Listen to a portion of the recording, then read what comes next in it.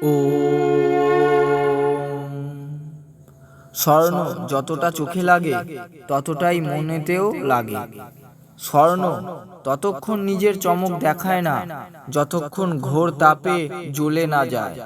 ওই আগুনই হলো যা তাকে আসল মূল্য ও আসল রূপ প্রদান করে। ওই আগুনের মতোই হয় আপনার জীবনের অনুভব, কখনো দুঃখের মাধ্যমে, কখনো ফুলের মাধ্যমে। যে অনুভব থেকে শিখতে শুরু করে সে জীবনে শুধু আনন্দ নেয় না, বরং তার অর্থ বুঝতে পারে।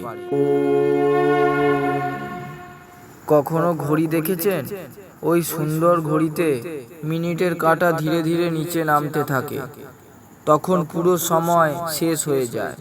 এটাই হয় জীবন, না ধ্বনি করে না দাঁড়িয়ে থাকে। আর যারা এটা ভেবে যে এখনো অনেক সময় আছে, তাদের মুঠোর বাইরে সময় চলে যায়।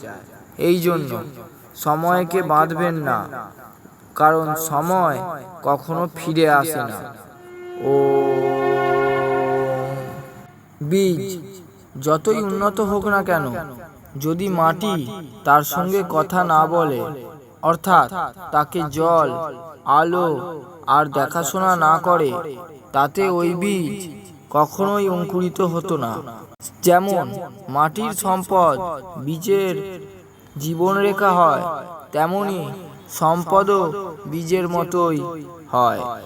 সম্বন্ধে সমাজও পাল্টায় যখন সম্পদের বায়ু আর প্রেমের আলো তাকে স্পর্শ করে। এই জন্য কথা বলুন হৃদয়ের সঙ্গে, সরলতার সঙ্গে আর সত্যের সাথে। ও